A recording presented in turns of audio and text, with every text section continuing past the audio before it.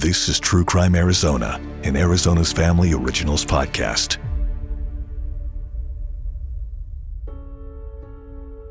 Well, this is a podcast episode I'm pretty excited to bring you all. And before we even get into what happened, here's why. Sitting in that courtroom, I actually cried. So I told everybody, keep your emotions in check, and I was probably the first one crying because it's a long time coming. It was a long, hard process, but yeah, I think it was all well worth it. Those are loved ones of Jamie Yazzie, who thought they may never hear the words guilty.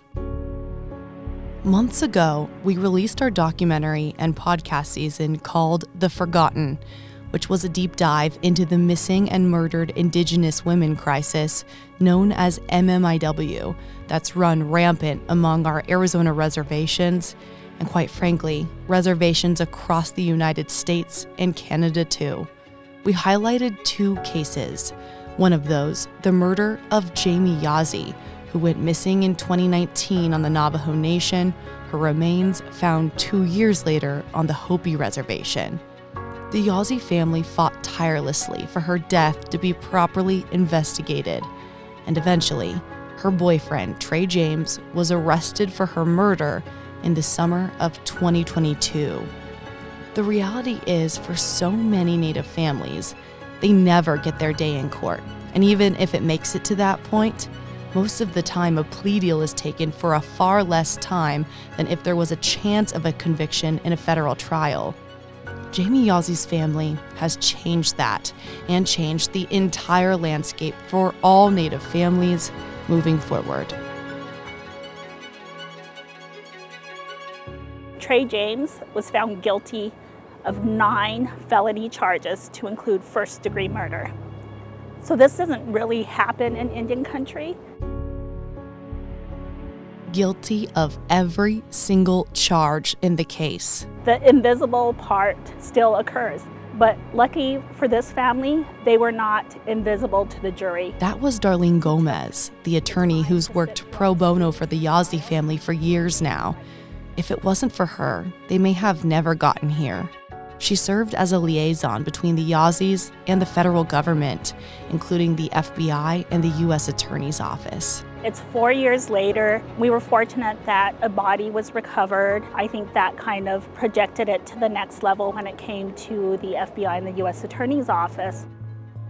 Jamie Yazzie was a mom to 3 young boys and was last seen at Trey James's home before she disappeared.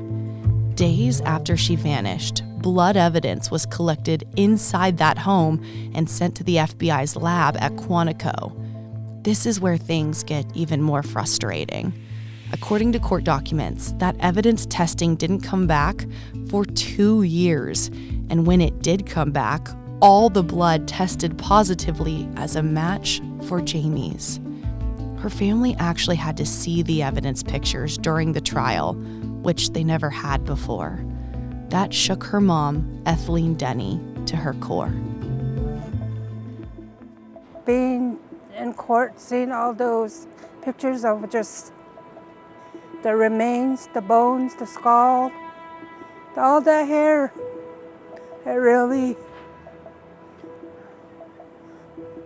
hurted me. And that was the hardest part, I guess, to see her remains. But now that justice has been served, we will go on and cherish the memories of how she used to look. In the time it took for the evidence to be tested, Trey James assaulted, kidnapped, and attacked at least 3 other women. That's why he was facing more felony charges than just Jamie's murder. The attacks on the other 3 women were a part of this trial too, and he was found guilty of it all. Those women bravely came forward to testify, despite expressing to the Yazzie family how fearful they were to have to see Trey James again to do it. That courage stuck out to Jamie's mom and her aunt, Marilyn James. To see them testify in court, I got to see their side of the story, you know, and to see them testify in court just made me like feel like they deserve justice too, as well as Jamie. I'm happy that they came forward and spoke for themselves, and that it did help the whole case, and to help Jamie be their voice there, and really thankful for them to come forward and not just hold back. One of their families even reaching out to the Yazzies. I'm really happy that they got justice too for them, and one of them, her family took part in searches, and she really stood by us too, the sister of one of the victims. Just want to say, hopefully the victims will be at peace now and feel safe and not be scared anymore. During our documentary, one of the storylines in Jamie's case was her father, James Yazzie. Yeah, I'll go truck stops. I run out flyers, pass them out. I go out to border Mexico, along there, Tucson, and some truck drivers, they would say, give me a whole bunch, I'll post it on the way to Texas. And I'll go all the way up to Gallup and New Mexico. Sometimes I eat lunch and dinner there at QT's parking lot.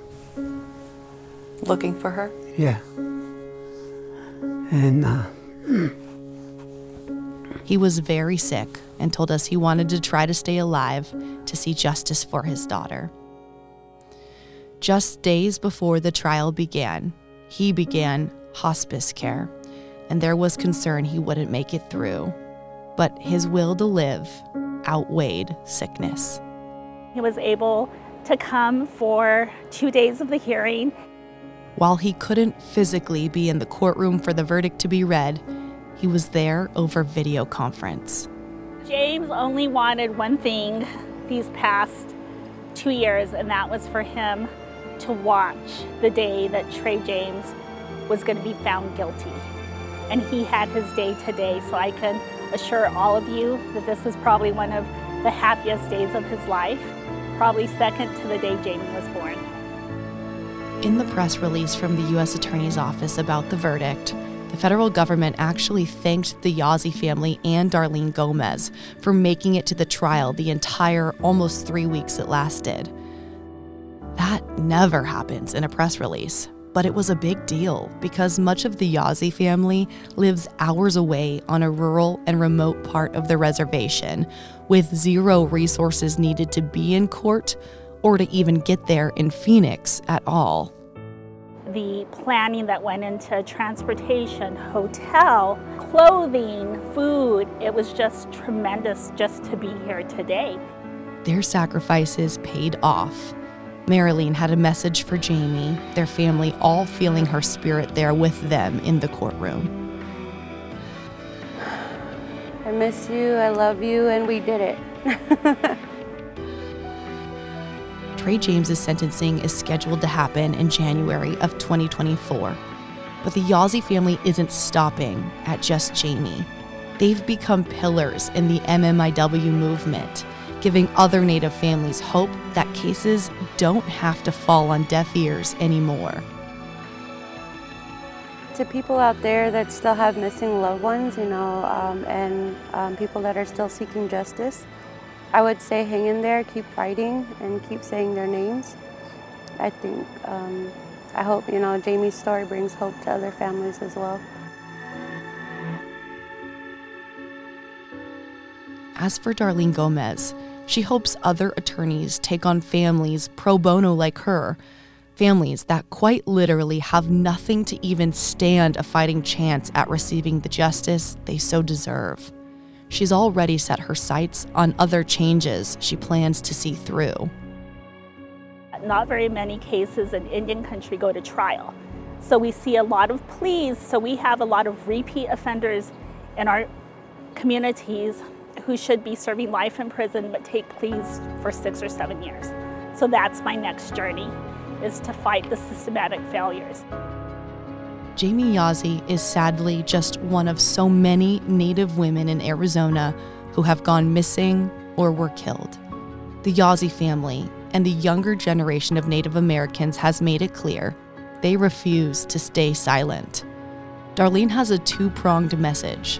One, for the politicians and officials, and two, for the Native girls growing up and listening to this.